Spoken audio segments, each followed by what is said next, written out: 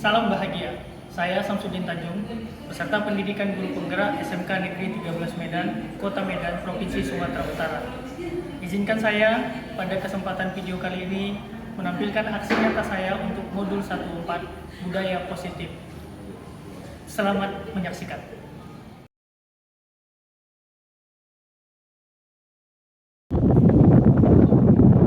Bismillahirrahmanirrahim. Assalamualaikum warahmatullahi wabarakatuh.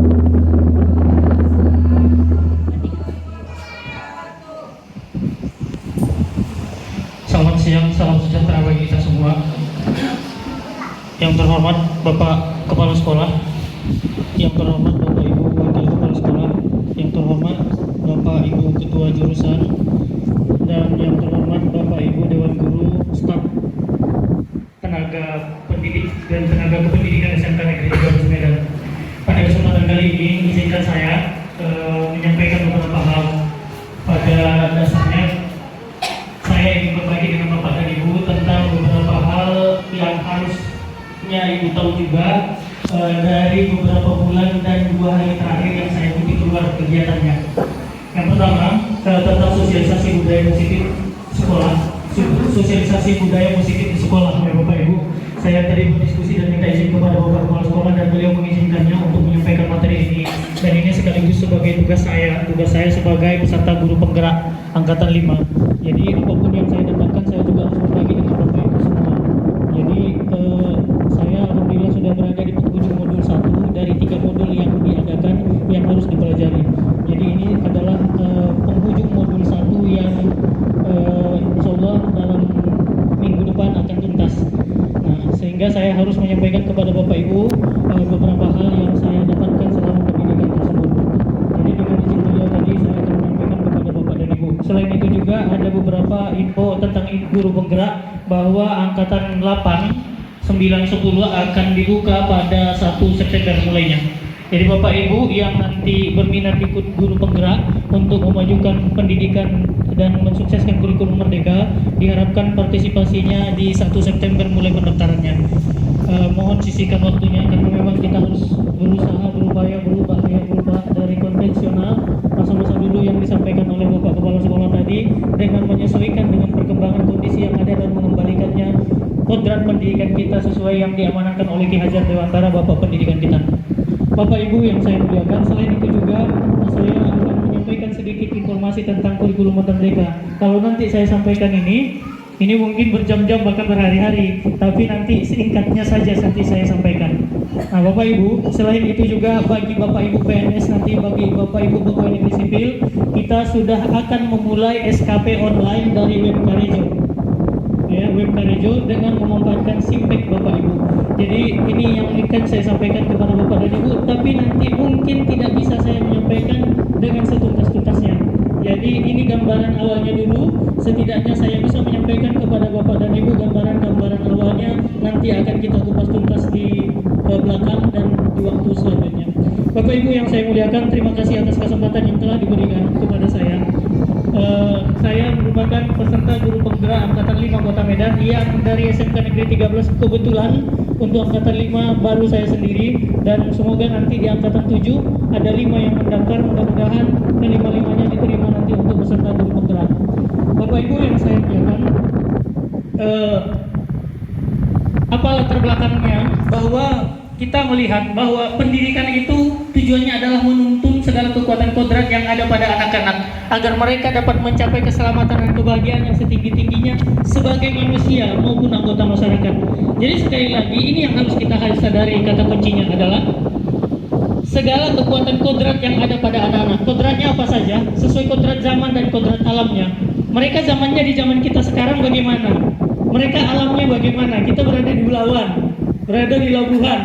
Jadi otomatis letak geografis itu mempengaruhi sikap anak. Dan kemudian kodrat zamannya bagaimana? Tidak mungkin kita bisa samakan kembali bahwa bagaimana kita dulu dengan kondisi anak sekarang. Dulu gadget tak ada. Handphone itu diperkenalkan kalau saya tidak salah mungkin 2001 ya. 2001 bahkan itu trennya bahkan masih di 2003. Saya rasa baru mulai, itu pun masih tweet ya. Jadi masih monokrom. Ya, Jadi sekarang sudah masuk ke gadget yang lebih canggih, yang memang semuanya serba digital. Nah ini harus kita sesuaikan. Anak-anak sudah pakai TikTok, kita larang, tidak suka, tidak senang dengan kita mereka itu. Lalu bagaimana? Ya kita manfaatkan. Bagaimana kita memanfaatkannya? Ayo manfaatkan aplikasi yang mereka gunakan sebagai media pembelajaran juga kepada mereka. Nah itulah salah satu mensiasatinya. Jadi kita harus sesuaikan bahwa mereka harus berkembang sesuai dengan kodratnya, baik kodrat alamnya maupun kodrat samanya. Tak mungkin kita memaksakan. Ini yang harus saya sampaikan. Jangan kita memaksakan si anak yang suka bahasa Indonesia harus suka musik, harus suka seni budaya. Jangan kita memaksakan anak yang senang dengan olahraga, kita paksakan dia harus bahasa Inggris semuanya clear. Tidak bisa. Tetapi bila mana dia senang di olahraganya, ayo kumpulkan dia dengan guru olahraganya. Bila mana dia senang dengan guru bahasa Inggrisnya, ayo guru bahasa Inggris bersama-sama, majukan anak kita. Bila senang dia dengan cerita-cerita zaman dulu dan sebagainya, ayo kumpulkan dengan Pak Yaripana sejarahnya. Itu dia. Jadi harus ada satu titik di anak itu yang harus kita kembangkan minat dan bakatnya. Itulah latar belakangnya ingin saya sampaikan kepada Bapak dan Ibu.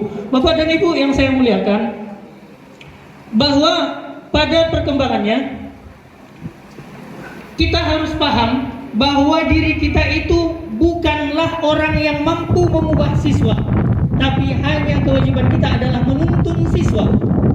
Menuntun siswa untuk menumbuhkan motivasi intrinsiknya. Apa motivasi intrinsik? Kita bisa memotivasi anak.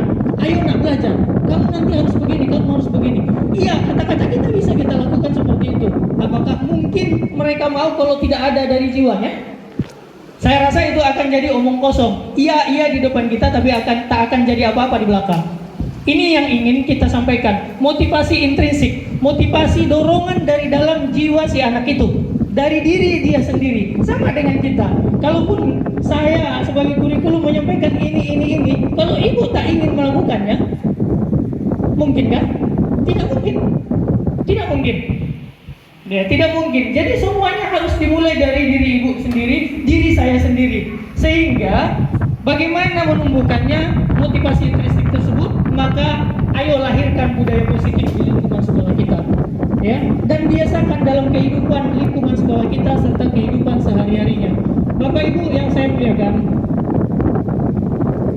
salah satu budaya positif adalah disiplin positif. Disiplin positif Bapak Ibu, disiplin itu apa sih?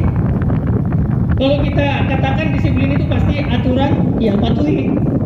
Ada aturan, patuhi. Kalau nggak dipatuhi, ya bisa saja nanti ada sanksi. Nah, ini yang ingin saya sampaikan. Bapak Ibu, ini biasanya kita berkata disiplin itu selalu berkata hukuman. Ya, berkata disiplin selalu berkata hukuman. Benarkah ini? Tidak salah. Benarkah ini? Tidak salah. Tapi saya tidak katakan benar juga. Tidak katakan benar. Lalu disiplin positif yang berikut, disiplin itu berikutnya menggunakan konsekuensi. Kemudian yang ketiga adalah restitusi. Apa bedanya hukuman, konsekuensi, dan restitusi? Bapak Ibu, kalau hukuman itu kita berikan anak-anak, dia menjatuhkan air minum temannya, tumpah, kemudian kita hukum dia berdiri di depan kelas. Ada hubungannya? Ada hubungannya menjatuhkan minuman dengan berdiri di depan kelas? Tidak ada hubungannya. Atau kita jewer dia, atau kita pukul dia, ada hubungannya? Tidak ada, itu hukuman. Segala sesuatu yang refleks tidak ada aturannya kita buat, dan apalagi walaupun ada aturannya tapi tidak ada hubungannya, maka itu disebut hukuman. Ini sesungguhnya harus kita hindarkan. Sesungguhnya ini harus dihindarkan. Ini jalan terakhir. Ini jalan terakhir. Lalu jalan apa yang sebaiknya kita ambil? Jalan yang sebaiknya kita ambil adalah konsekuensi. Konsekuensinya, kalau dia tumpahkan minumnya, minum kawannya, suruh lap. Cari bagaimanapun, lap. Di sini ada proses kita nanti. Ada proses bagaimana kita memanajemeninya. Karena nanti tingkatannya ada. Mungkin kita sebagai penghukum atau mungkin sebagai manajer. Kalau sebagai manajer nanti kita harus kolaborasi, bantu si anak menemukan bagaimana kenlapnya, nanti temui ini, hubungi ini, kan begitu. Itu dia, Bapak Ibu. Kemudian ada restitusi. Restitusi ini apa? Selain dia harus menyadari apa kesalahan yang dia lakukan, Ya, selain si anak harus kita bawa dia menyadari yang kesalahan yang dia lakukan, ya, kita juga harus mampu mengembalikan dia kepada kelompoknya dengan normal atau bahkan lebih baik. Bagaimana caranya? Kita ada langkah-langkah di restitusi ini. Yang pertama, ayo stabilkan emosi si anak, stabilkan dia dulu, ya, stabilkan dia. Nah, saya senang kemarin ada Pak Hombing ada bermasalah, yang bermasalah siswa pegang vape ya Pak ya, pegang vape, rokok elektrik. Pak Hombing, nah bagusnya kamu dapat ini, mengaku kamu. Artinya distabilkannya dulu emosi siswa agar apa? Ada pengakuan dia bahwa dia melakukan kesalahan. Bagaimana membuat si anak mengakui dia melakukan kesalahan? Inilah yang disebut di restitusi itu, langkahnya adalah menstabilkan emosi. Ayo, stabilkan emosi siswa, jangan langsung kita marahi. Kalau sudah kita marahi, saya pun sebenarnya masih mau mencoba belajar untuk hal ini. Ya, mencoba belajar untuk hal ini, karena ayo kita stabilkan emosinya supaya dia mau mengakui kesalahannya dan menyadari itu salah. Setelah dia distabilkan emosinya, validasi tindakan yang salah. Tanyakan, sadarnya kamu nah ini salah? Kalau sudah dia mengakui kegiatannya apa yang dia lakukan dan dia ditanya kesadarannya tentang apa kesalahannya, secara otomatis rasa bersalahnya kan sudah muncul.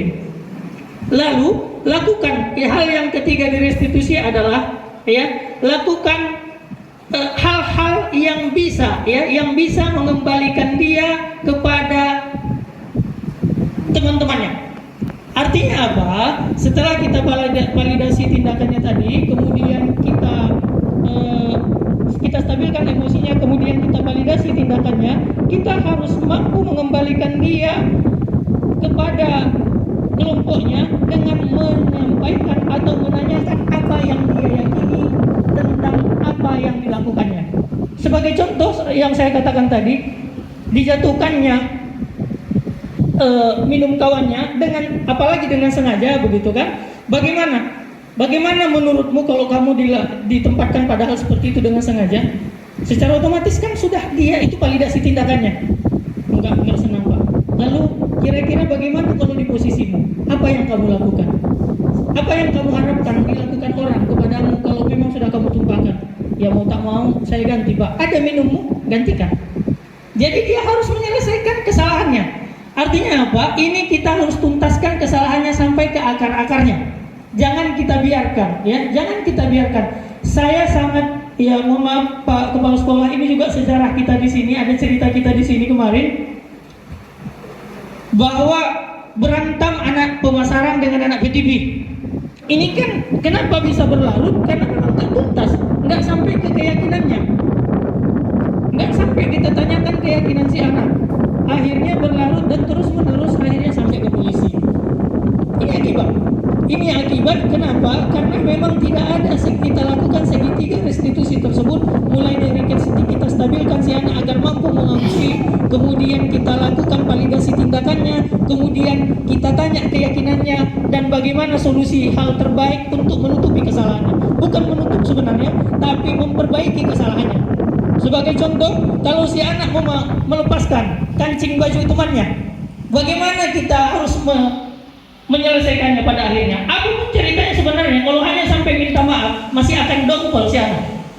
Kenapa? Karena sampai rumah dia kancing bajunya masih terbuka. Lalu bagaimana? Ya setidaknya si kita bagaimana menyelesaikan supaya kancing ini terpasang sampai pulang orang tuanya tidak ada lagi masalah. Jadi ini dia bagaimana kita menuntaskan masalah dalam penegakan disiplin positifnya nanti. Ini yang kita harapkan sampai dengan restitusi. Jadi pelan-pelan ayo kita berubah, ayo sampai pada restitusi. Ayo stabilkan emosi siswa tersebut, stabilkan identitasnya, kemudian validasi tindakan yang salahnya, kemudian tanya keyakinannya bagaimana tentang tadi kesalahannya dan apa yang harus dia lakukan untuk memperbaiki kesalahannya agar bisa dia diterima kembali di teman-temannya dengan baik. Bapak Ibu yang saya muliakan, ada teori motivasi. Teori motivasi ini sebenarnya adalah hal apa sih yang menyebabkan kita ingin melakukan sesuatu? Ya, Ada beberapa hal yang ada 3 hal yang menyebabkan kita mau melakukan sesuatu. Saya yakin ini sama. Yang pertama, menghindari hukuman. Kalau aku terlambat nanti kena SKL. Ya, kalau aku nanti terlambat lebih dari 15 menit kena SKL. Ini yang pertama, menghindari hukuman. Yang kedua, mendapat penghargaan. Kalau aku nanti hadir selalu, mungkin Bapak Kepala Sekolah akan memberikan penghargaan kepadaku. Dan insya Allah Kepala Sekolah akan memberikan penghargaan kepada guru itu yang tidak pernah terlambat tadi. Ini harapannya. Ini motivasi yang kedua. Lalu motivasi yang kedua, inilah sesungguhnya motivasi intrinsik. Inilah sesungguhnya motivasi intrinsik. Menjadi seperti yang diinginkan berdasarkan nilai-nilai yang diyakini.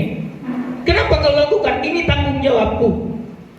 Aku bertanggung jawab ini kepada yang kutanggung jawab siswa, kepada kepala sekolah, kepada negara, rakyat yang menggajiku, dan Tuhan sebagai penciptaku.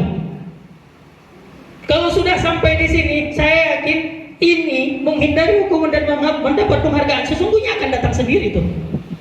Kalau sudah kita sampai pada titik ini, begitu juga kepada anak-anak kita. Ini kita sampaikan, ini saya sampaikan. Demikian juga anak kita, motivasi mereka pasti ini. Lalu inilah yang harus kita upayakan, tumbuhkan pada diri si anak. Mungkinkah ini tumbuh pada diri si anak kalau belum tumbuh pada diri kita? Mungkin nggak kira-kira, Bu? Saya yakin akan sangat sulit menumbuhkannya kalau kita tidak sama-sama menumbuhkan sikap ini pada diri kita, keyakinan ini pada diri kita. Jadi saya ingin sampaikan bahwa teori motivasi, saya berharap ayo kita mencoba terus berbenah. Saya tidak katakan ini salah, saya tidak katakan, makanya saya tidak merahi, hanya kuningi. Yang saya kenapa saya hijau? Karena ini sesungguhnya jika ini sudah sampai pada kita, ini akan ikut sendiri. 1 dan 2 akan ikut sendiri. Inilah yang ingin saya sampaikan kepada Bapak Ibu. Ayo, makanya saya selalu katakan, ayo jadi diri yang terbaik. Jadi diri yang terbaik. Jadi diri kita itu yang terbaik, bukan karena orang lain yang melakukan yang terbaik atau mengharapkan yang terbaik atau menghindari hal buruk. Tapi jadi diri sendiri yang terbaik. Bapak Ibu yang saya muliakan, kita juga dalam menumbuhkan disiplin positif kepada siswa harus mengetahui kebutuhan dasarnya. Kita semua sama.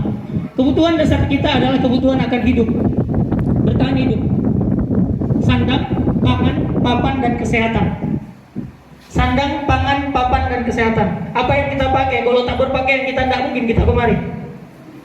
Tak makan kita tak akan bisa kita berdiri. Tak ada tempat tinggal kita, mau bagaimana kita berganti pakaian, berganti baju dan sebagainya. Tak ada kesehatan kita tak akan sampai kita kemari. Maka kebutuhan dasar kita itu yang pertama adalah bertahan hidup. Demikian juga siswa. Kita harus menyadari, lihat dulu siswanya. Kita kan sering, kenapa nggak datang gitu? Ini memang di guru BK mungkin atau di wali kelas. Kenapa nggak datang? Kenyataannya ternyata beras di rumah pun tak ada, apalagi ongkos ke sekolah. Ini harus kita perhatikan. Dan kalau ada ini kejadiannya, sampaikan kepada manajemen sekolah untuk bisa ditindaklanjuti dan mungkin dicarikan solusi. Karena memang kebutuhan dasar siswa itu untuk menjadi disiplin dia harus kita lihat dulu. Kemudian apa kebutuhan dasar yang kedua? Kebutuhan akan rasa kasih sayang dan rasa diterima. Bagaimanapun mereka melakukan kesalahan, tak boleh ada dendam dari kita. Tak boleh ada dendam dari kita. Kesalahan yang mereka lakukan, kalau kita sudah selesaikan, maka sudah selesai itu. Kita pun jangan bawa-bawa lagi. Jadi kita harus mampu menerima dia. Kemudian kebebasan. Anak-anak, Bapak Ibu ingin melakukan sesuatu dalam proses pembelajarannya, apalagi pembelajaran kita ada yang sampai 8 bahkan 9 les, kita di situ. Bagaimana kita coba membayangkan kegiatannya kalau kita tak mampu memberikan kebebasan cara belajar kepada anak-anak? Untuk kebebasan ini, kitalah yang harus bekerja keras bagaimana menjadi fasilitator mereka, bagaimana menyediakan proses pembelajaran yang baik ke mereka. Mungkin diselingi dengan kegiatan bergembira mereka di situ. Ya, bergembira mereka di situ agar muncul rasa bebasnya dalam proses pembelajaran. Kemudian ada penguasaan. Ini penguasaan bagi biasanya ada siswa yang punya kemampuan lebih. Mungkin kemampuan memimpin, atau mungkin kemampuan matematika, atau mungkin kemampuan fisika, atau mungkin kemampuan di jurusannya. Ayo gunakan, manfaatkan si anak ini, tunjukkan bahwa dia bisa. Saya selalu lakukan. Saya akan selalu bertanya kepada anak-anak ketika saya masuk pertama, siapa yang mereka anggap bisa di pelajaran akuntansi? Siapa yang kalian anggap bisa? Karena ketika saya baru masuk, saya nggak kenal anak-anak ini. Ini. Saya selalu buat itu draftnya, buat daftarnya. Baru nanti diambil siapa nama terbaik, itu nanti akan selalu saya ajak diskusi duluan, baru kemudian materi itu. Dan saya pun terbantu untuk menyampaikan materi. Kenapa? Saya sudah ajarkan dia dengan mudah. Dia membantu saya untuk mengajari teman-temannya. Jadi ini penguasaan. Kalau ada siswa yang pintar, kita tidak beri kesempatan dia, maka dia akan cari ide bagaimana untuk diperhatikan. Demikian juga ada siswa yang bisa memimpin, tapi kita biarkan dia akan cari ide untuk merusuh. Begitu. Inilah teorinya kebutuhan dasar manusia akan penguasaan. Kemudian ada kesenangan. Itu yang saya sampaikan tadi. Berikan anak-anak kebebasan agar dia senang dalam belajar. Ya, senang. Bagaimana teorinya? Bagaimana apa yang kita lakukan? Ayo kita pikirkan bersama-sama. Bapak Ibu yang saya muliakan, bagaimana kalau kita sudah melakukan segala cara, tapi siswa tetap melakukan kesalahan atau pelanggaran? Apakah kita harus marah seperti Naruto? Ya. Jadi, apakah kita harus marah seperti ini? Iya. Ini yang ingin saya sampaikan. Diana Gosen dalam bukunya Restructuring School Discipline tahun 1998 mengumumkakan bahwa guru perlu meninjau kembali penerapan disiplin dalam ruang-ruang kelas mereka. Bagaimana peninjauannya, Bapak Ibu guru? Teori kontrol yang disampaikan oleh Diana Gosen ada 5. Kita memposisikan diri kita di mana? Saya mulai dari yang kelima, penghukum. Saya juga termasuk itu, hukum. Selama ini saya termasuk itu, tapi semenjak masuk ke disiplin positif saya berupaya. Ayolah, dicobalah, netralkan. Makanya akhir-akhir ini anak-anak bilang ke saya pikir Pak Tanjung itu kejam. Tadi pun masih ada apa seperti itu. Saya pikir Pak Tanjung itu kejam. Tapi memang ya syukurlah, mudah-mudahan masih dipikirkannya seperti itu. Tapi di penerapannya kita tidak boleh seperti itu, gitu kan? Ini penghukum. Seperti yang saya katakan tadi, tak sesuai konsekuensi yang kita berikan dengan kesalahannya itu penghukum. Kemudian yang kedua adalah pembuat merasa bersalah. Setidaknya Bapak Ibu, ini masih positif. Pembuat merasa bersalah. Bagaimana si anak diupayakan dia merasakan apa yang dia lakukan itu adalah sebuah kesalahan atau tidak pada tempat yang tepat. Contohnya, bagaimana kamu ini nak? Cobalah kamu pikirkan, orang tuamu sudah bersusah payah menyekolahkan kamu, berapa uang yang dikeluarkan sama kamu. Kemudian ibu pun cobalah.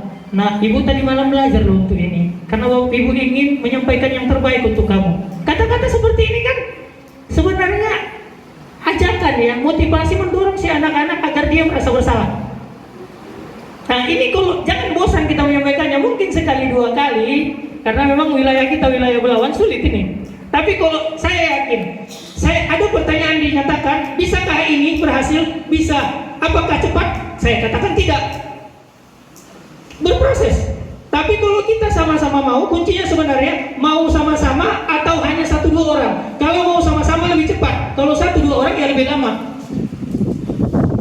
Itu konsepnya. Makanya saya berharap tadi Bapak Ibu semua, ini kan 5 di angkatan 7, 8, 9, 10, nanti di 1 September dibuka, ayolah. Biar bisa kita sama-sama memperbaiki kondisinya. Itu maksud saya. Kemudian setelah pembuat merasa bersalah, ada sebagai teman. Saya senang dengan beberapa guru BK kita mampu mendekati anak-anak dengan bahasa teman. Dirangkulnya anaknya dengan nada bercanda dengan teman. Nah, tapi ada risikonya. Kalau sebagai teman kita lakukan nanti, dia kemungkinan besar hanya dengan kita yang sebagai teman itu dia patuhnya. Itu risikonya.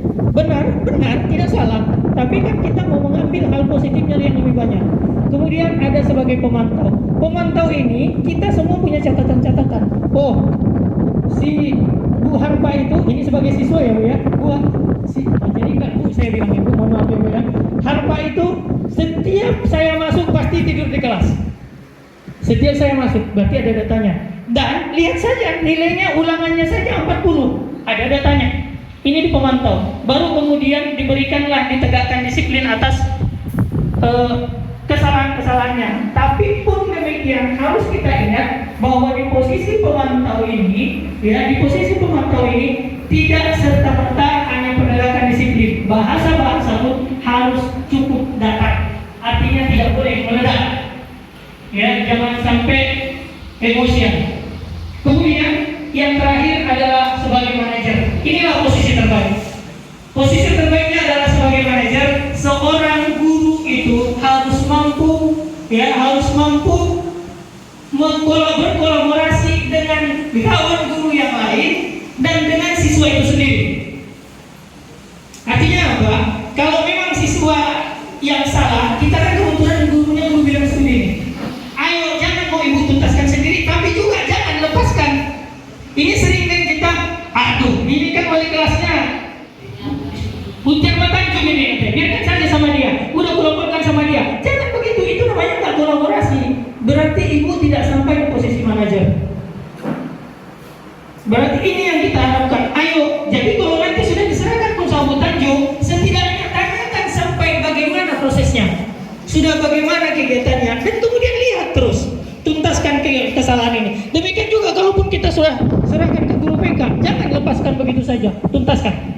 Ini menurut Diana Gosen teori kontrol yang bisa kita terapkan dalam lingkungan sekolah. Saya berharap ke depan kita jadi manajer lah.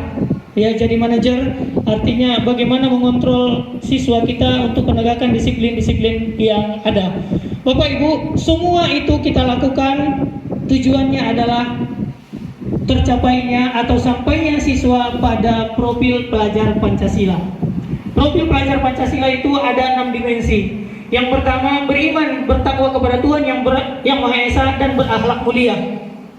Kemudian yang kedua, mandiri. Kemudian bernalar kritis, kreatif, bergotong royong, dan berkebinekaan global. Ini tujuan akhirnya. Tapi yang jelas, kita tidak akan mampu mengubah, tapi kita hanya mampu menuntun. Saya ingin sampaikan itu. Kita tidak akan mampu mengubah, kita hanya bisa menuntun siswa menjadi dirinya. Jadi tuntun dia menjadi dirinya yang terbaik. Dan sebelum kita menuntun orang lain menjadi diri yang terbaik, jadilah diri yang terbaik. Mulai kapan? Mulai dari diri sendiri, mulai hari ini, dan mulai dari hal-hal kecil lah kita perhatikan. Bapak Ibu yang saya muliakan, demikian yang ingin saya sampaikan untuk pemaparan disiplin positif, budaya positif yang harus kita kembangkan di sekolah kita. Saya berharap Bapak dan Ibu semua mau bahu-bahu bersama-sama kita dalam kegiatan disiplin positif dan membudayakan disiplin positif tersebut. Artinya, dan ingat Bapak Ibu, salah satu tolak ukur pelaksanaan disiplin ini adalah, ya, tonggaknya adalah bagaimana membuat keyakinan kelas. Saya pernah sampaikan di awal tahun ajaran kepada Bapak Ibu wali kelas, ayo buat kesepakatan kelas. Saya masih sangat ingat itu. Saya masih sangat ingat di hari pertama kita pembelajaran, hari pertama masuk sekolah maksud saya, untuk kelas 11 dan 12 saya minta wali kelas masuk ke kelasnya dan ambil kesepakatan kelas. Mudah-mudahan Bapak Ibu masih ingat. Tujuannya adalah membuat keyakinan kelas.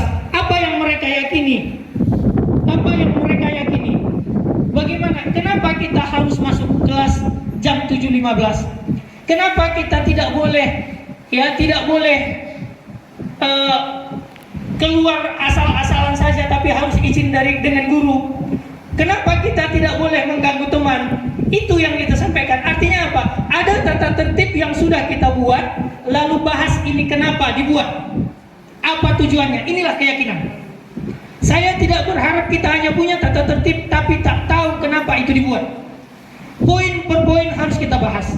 Ini tata tertibnya, maka ini kita buat kenapa? Itulah keyakinan. Ini kita bangun. Ini kuncinya dalam mensukseskan keyakinan kelas agar tercapai profil pelajar Pancasila tadi yang 6 dimensi. Demikian Bapak Ibu yang bisa saya sampaikan untuk kegiatan aksi nyata di budaya positif sekolah. Mudah-mudahan Bapak Ibu dapat bersama-sama dengan saya, bersama saya sebagai peserta pendidikan guru penggerak dalam menerapkan budaya positif ini dimulai hari ini dan sampai ke depan. Terima kasih atas kesempatan.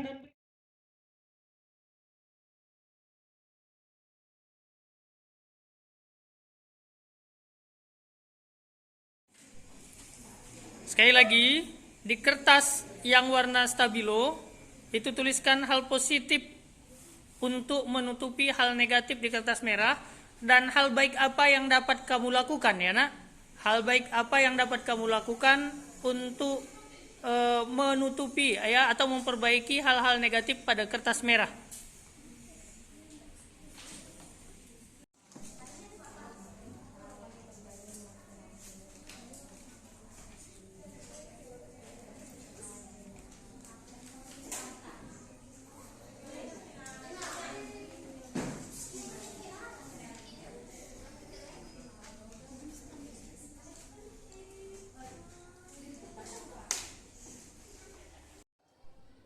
Baik, ini merupakan hasil siswa yang saya upayakan sebagai usaha untuk menumbuhkan motivasi intrinsik dari siswa, karena saya percaya mereka mempunyai kelebihan dan kekurangan masing-masing, dan bagaimanapun kelebihan itulah yang harus kita tumbuhkan untuk menjadi dia yang seutuhnya, menjadi diri peserta didik yang seutuhnya sesuai dengan kodratnya. Saya percaya dengan memahami kelebihan diri, maka akan dapat memudahkan saya untuk menumbuhkan motivasi intrinsik mereka, menemukan jati diri mereka untuk jadi yang terbaik dari diri mereka sendiri.